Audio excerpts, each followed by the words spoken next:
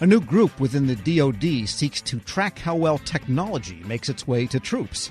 Heidi Shyu, the Undersecretary of Defense for Research and Engineering, says it will use advanced data analytics to do so. The group is called Transition Tracking Action Group, or TTAG. Joining me with the details, the DoD's Chief Data Officer for Research and Engineering, Cyrus Jabbari. Mr. Jabbari, good to have you with us.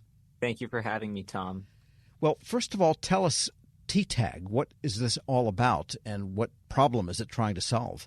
The Transition Tracking Action Group, or the TTAG, is all about enhancing the department's visibility on its investments using data analytics, breaking data silos and unifying them together in novel ways so that we could have better insight over what we are doing, what we have invested in, and therefore oversight.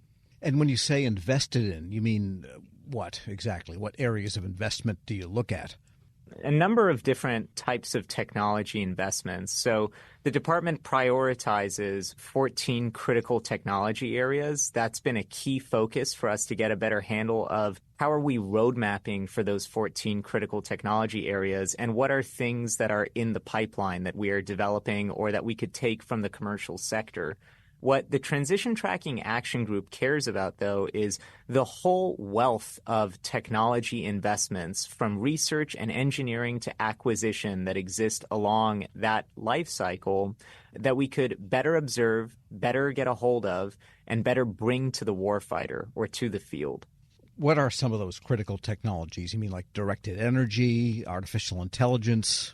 Yes, that's exactly right. Of the 14 critical technology areas, Heidi Shyu's vision for technology competition says that there are these quote-unquote seed areas of emerging technology. Think biotechnology, quantum, and so forth. Then there are these more commercially adopted technology areas that we prioritize, such as trusted artificial intelligence and autonomy, or advanced computing and software. And then there are more defense-specific critical technology areas like hypersonics, directed energy, the ones you alluded to. So those are the critical technology areas that we prioritize, but we don't just want to get greater fidelity on the critical technology areas. There are other technology areas that the department prioritizes. Think in the Navy, for example, naval power or maritime systems. In the Army, soldier mobility or lethality. And then obviously with the announcement of the Replicator Initiative, we have niche combinations of technologies, such as what Deputy Secretary of Defense Kathleen Hicks announced. The focus for Replicator in this first tranche will be on what are called all-domain autonomous attritable, or ADA2 technologies. We want to get a better grapple of across research, engineering, and acquisitions, and throughout the defense innovation ecosystem, what is in the pipeline and how can we better leverage it? Right. So what is the impediment to understanding the total picture now? I think within any large organization, as you would see across industries, we are discovering that there is a huge need to get data outside of the data silos that they exist in.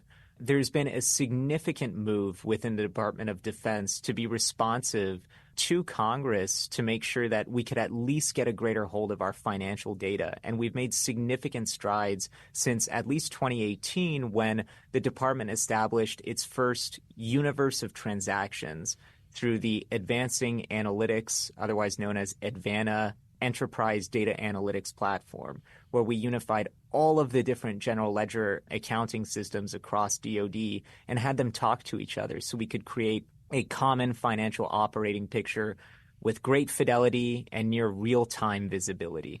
And so since that innovation within DoD, there's been a lot of work from the battlefield to the boardroom to break data silos.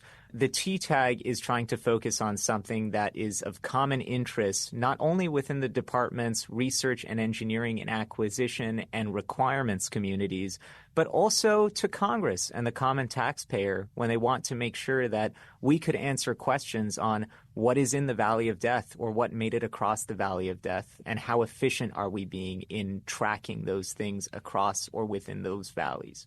We're speaking with Cyrus Jabbari. He's the Chief Data Officer for Research and Engineering at the Defense Department. And I guess this is also a way that you can avoid duplication of investments or, one company getting money for the same thing from two different far-flung pieces of DoD. Not that that could ever happen. Well, I think that with any greater insights, very wise senior leader actually coined the term, at least to me for the first time, that with greater insight, you can provide greater oversight. These are things that our leadership says should have been or could have been perhaps prioritized to answer these age-old questions that it sounds like TTAG is trying to address right now. Tracking technology transitions, as you know, is not something that has just sprung up in the year 2024. That interest has existed for decades. So we want to, using the novel innovations in tools, in policy and process changes that have been taking place in the past few years, want to capitalize on that, break data silos so that we could provide greater insight and therefore support better oversight. Right. So besides oversight and accountability, which you have to have, though, is there an element of making sure that, golly, this technology has so much promise, why isn't it productized quicker? Why isn't it turning into an acquisition and getting it into the troops' hands, so to speak, which is the ultimate goal of all of this?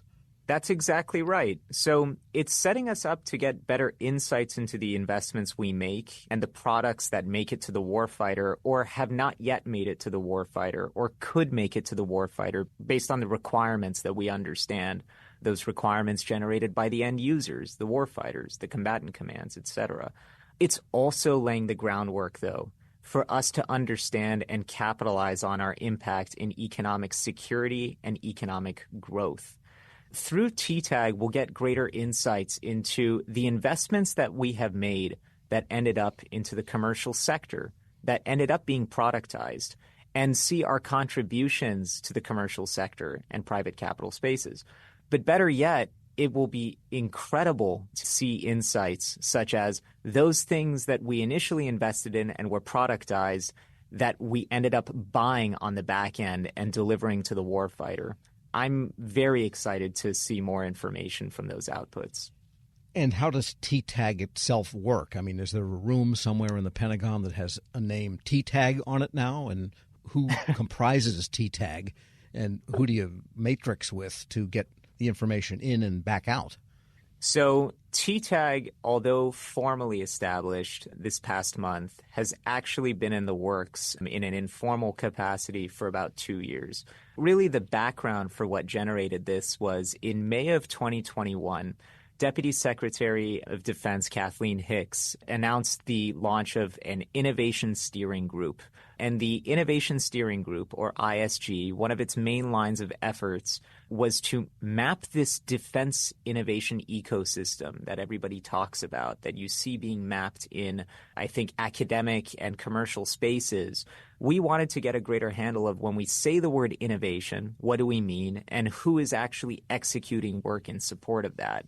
In relation to the mapping of the defense innovation ecosystem, which I was very happy to support when it was first announced, we also noticed that everybody talks about technology transition, but we have different definitions for what transition means or what a technology even means. So I was thrilled to support the first ever standardized definition of technology transitions and technology transition pathways that was codified in a joint memorandum from Honorable Heidi Shyu, our Chief Technology Officer, in conjunction with the Undersecretary for Acquisition and Sustainment, Honorable Bill LaPlante, and then Undersecretary for Policy, Colin Kahl. That memorandum was issued in April 2022, and as a data nerd, that helped me have a common lexicon where we could then start to search for and tag technology transitions.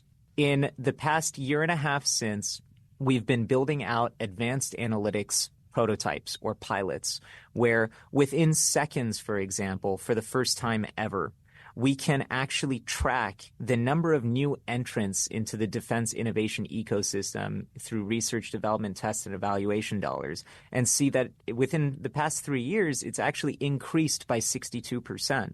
or we can track small business innovation research, small business technology transfer transitions, which get a lot of commentary externally within seconds, again, through these prototypes. In addition